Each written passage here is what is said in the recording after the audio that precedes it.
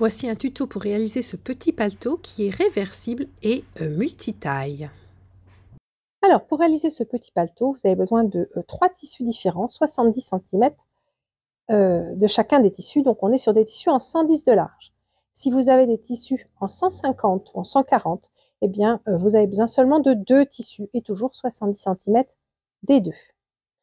Alors, première chose à faire, sur les 2 coupons qui vont servir donc pour l'intérieur et l'extérieur, vous allez juste retirer ici les lisières.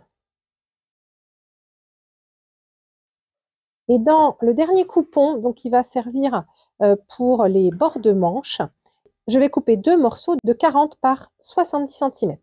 Les voilà. Alors maintenant, je vais prendre mon tissu du dessus, voilà, dans toute sa longueur. Et donc ici, sur le côté qui fait 70 de haut, je vais coudre un des morceaux. Voilà, comme ceci. Et je vais faire exactement pareil de l'autre côté. Et je vais mettre ce morceau-là ici avec une couture droite. C'est parti. Alors, voilà mes coutures. Mes coutures sont faites d'un côté puis de l'autre. Et maintenant, je vais prendre mon troisième tissu et je vais coudre ici. Hop, ici tout du long d'un côté sur le vert. Et pareil, hop, de l'autre côté. Voilà. Ici, tout du long. Et donc, ça va former un espèce de grand cercle. Alors, voici donc mon grand cercle qui est sur l'envers. On va le garder sur l'envers. Et ici, je vais prendre les 2 coutures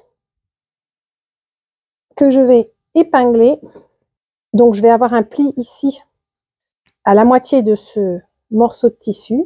Et donc, je vais faire pareil tout du long ici, épingler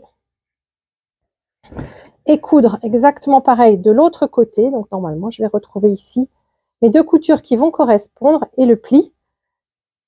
Et donc, ça, c'est un des côtés. Et je fais exactement pareil de l'autre côté. Et je vais juste laisser, bien sûr, ici, sur un des côtés, je vais juste laisser une ouverture d'une 10 ou 15 cm de manière à pouvoir retourner tout mon travail. Voilà, maintenant que j'ai cousu, eh bien, il va me rester à retourner mon ouvrage. Donc, je vais chercher le petit endroit que j'ai laissé ouvert. Je retourne entièrement. Voilà, et je vais bien faire attention à bien faire les jolis angles en poussant avec mon doigt ou alors avec un outil pas trop pointu pour que les angles soient beaux. Ici, je vais utiliser mon réglet, son petit bord bien carré va être parfait pour que mes angles, eux, soient parfaits aussi. Et je fais comme ça pour les 4. Là, c'est déjà presque fini. Alors maintenant, vous pouvez donner un petit coup de fer si vous voulez, justement, pour bien poser tous vos... que les bords soient bien nets. Et puis ensuite, on va faire une surpiqûre tout du long. Moi, je fais une surpiqûre nervure tout autour pour vraiment bien finir notre ouvrage.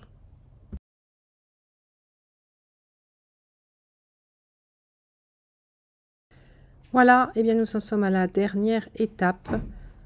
On va prendre le paletot et on va faire une dernière couture qui va se positionner juste ici en bas pour fermer le tube, mais pas fermer de manière complète. Hein. On va juste fermer, allez, une trentaine de centimètres, un peu au-delà de cette couture du bas. Voilà. Et on va coudre comme ça, juste à 1 mm du bord. Au niveau de la surpiqûre qu'on vient de faire. Alors, vous pouvez réfléchir en fonction de la couleur que vous voulez utiliser majoritairement. Donc là, moi, si je veux utiliser plutôt cette couleur jaune, les petits ronds jaunes extérieurs, c'est mieux éventuellement de faire ma couture comme je suis en train de la faire. Et si je voulais plutôt avoir ces fleurs orange-rouge vraiment toujours à l'extérieur, ce serait mieux de faire ma piqûre juste de l'autre côté, mais c'est pas très grave parce que ce sera quand même, cette couture ne se verra que très peu et ce sera réversible. Voilà, donc la dernière piqûre juste ici des 2 côtés. Voilà, à vous de réaliser le vôtre dans vos tissus préférés pour mettre sur une robe ou sur un pantalon.